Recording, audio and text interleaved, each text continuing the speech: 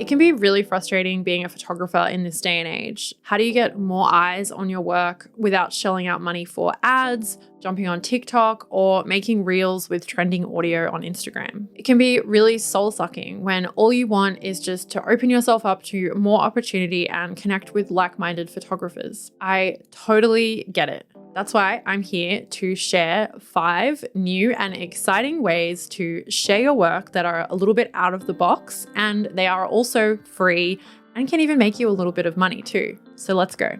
Okay, so the first one is Substack. Now, this might seem a little bit rogue for sharing your photography, but stick with me because it's a very cool platform. Basically, it's an online writing platform with a built-in design template that's super easy to use and allows you to share a newsletter or an article or an interview or any body of writing paired with photos to an audience straight onto Substack on the actual platform, or to their emails on like an email list. So starting a blog isn't anything new, obviously, but I think Substack is really unique in the way that you can use it and share it on the platform. Let's look at my weekly newsletter as an example. So every week I share my newsletter, Love Lucy, and I'll talk about a camera that I'm loving, a roll of film that I've shot, or I'll do a short interview with a photographer and share their work alongside it. What's so great about it is the images don't get resized or cropped, and I don't have to hashtag them or rely on any kind of algorithm for them to get seen. People who are on the Substack platform might find my newsletter and therefore find my photography, and all the people that are subscribed to my newsletter will get that email to their inbox, and they can just scroll through, look at the images, enjoy them in like an ad-free environment, which I think is really, really nice and how a lot of photographers would ideally like their work to be seen. Substack has a really nice community feel to it as well. You can recommend other people's publications, and if you're consistent and putting out good work, other people will put you on their recommended list as well.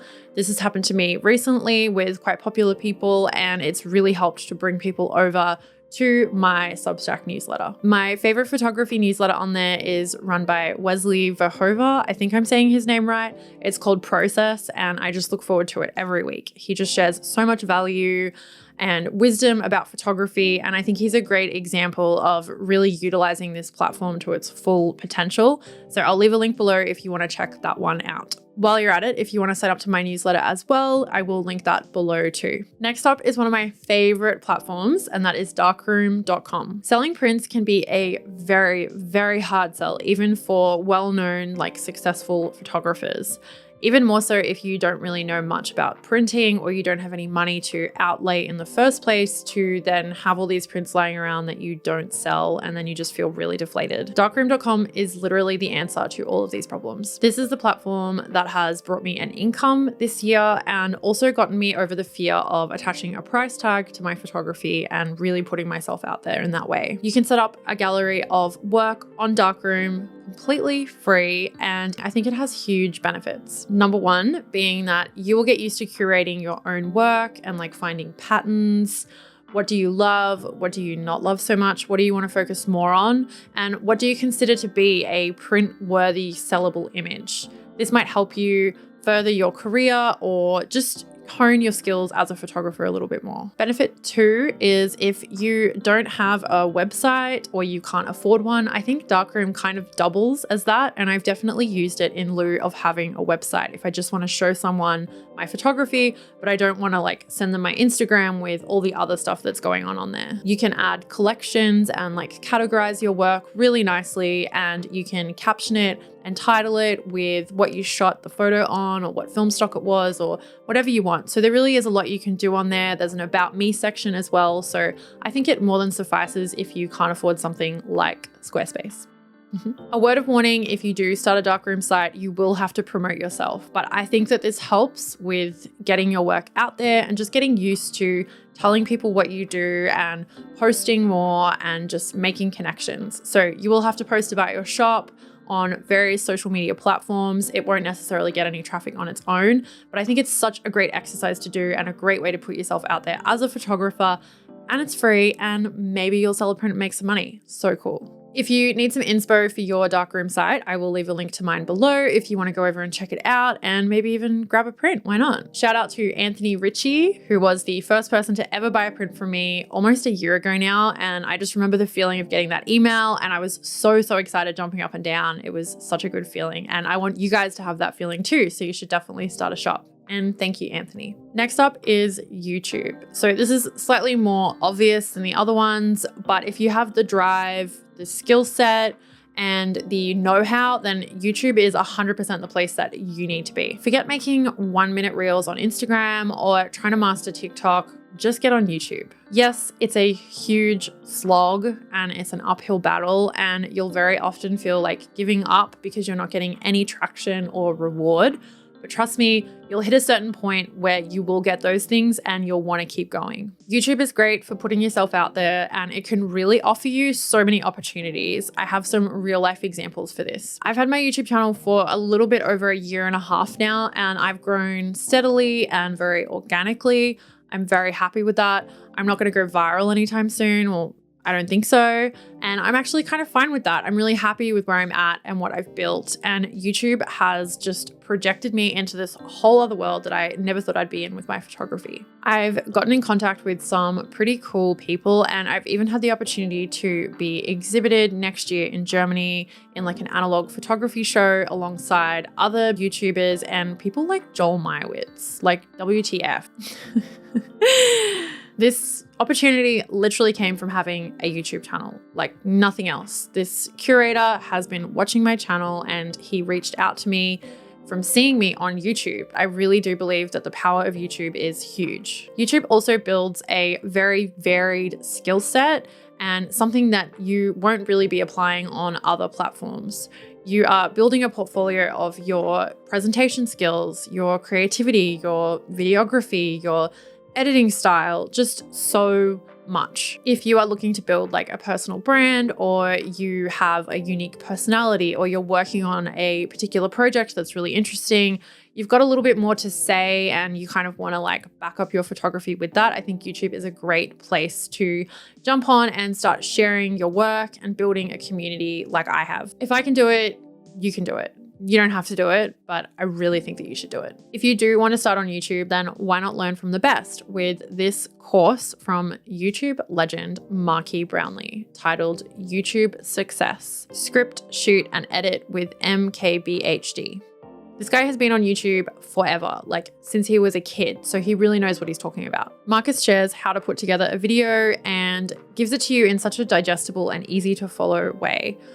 I am really big on planning videos, so this course was really awesome for me. You will go through the research phase, writing your script, planning visuals, and the all-important hooking your audience, which is something that us creatives kind of forget about when we are making videos. If you are thinking of starting on YouTube in 2023, then Skillshare is the perfect place to level up and get those skills. If you have other New Year's resolutions that you want to actually keep, then Skillshare is the perfect place to explore your new passion or hobby, launch a business, or start a side hustle. So do something for you in the new year and start exploring on Skillshare.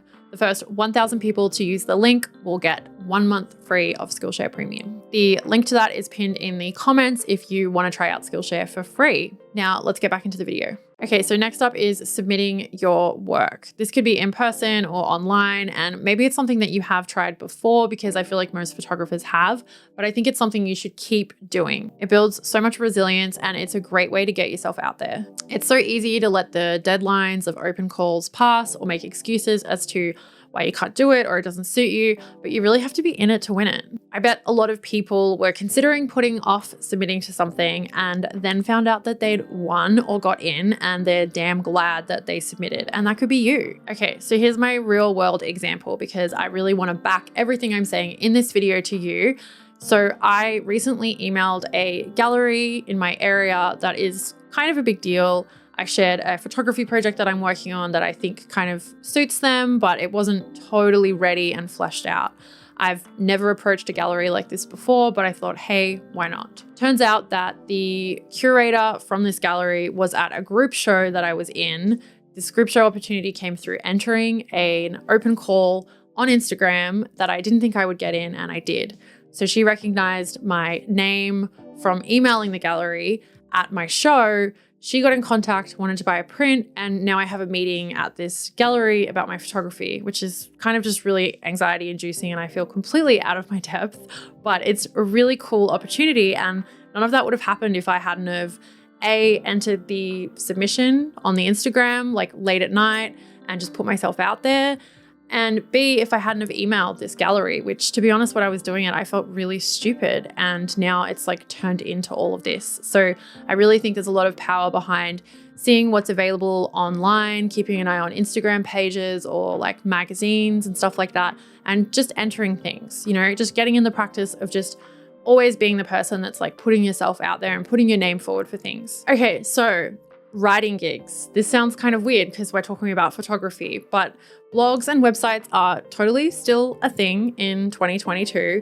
And these platforms are crying out for capable and willing writers who are also photographers. Photography is a really vast and fun thing to write about. You could be doing tech stuff, reviews, how-tos, or maybe you do opinion pieces, or you write about your own photography or projects. There's just so many things to write about. It can definitely get some eyes on your work that otherwise wouldn't on something like Instagram. Writing for platforms is a really great way to make new connections, and you can also make some money depending on who you write for. So take me for example, I started writing for Cosmo Photo, just a few articles here and there, short stories, stuff like that, and it was really fun.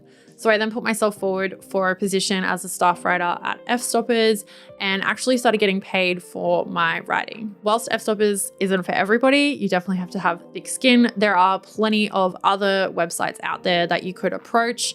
You just have to show them your photography, give them a sample of your writing, even if that's something that you've just done for yourself. This is a great way to get involved with the community and be sharing your own photography. Maybe you have a new roll of film that you've shot, a review type thing, and you get to use your photos as the examples. I remember when I saw my photos on a big website like F-Stoppers, it was really exciting. Like places like that have a lot of reach, and it's just really cool to see your name under the article and then your photos as well. Another great example is Molly from the channel Eclectrochrome here on YouTube.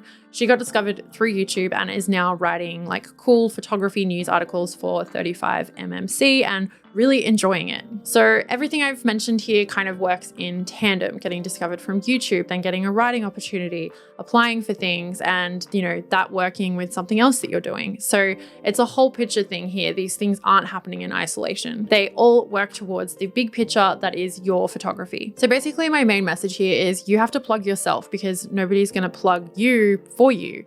You've got to put your hand up for things and make yourself known. But before you go do that, watch this video next to get clear on your photography goals.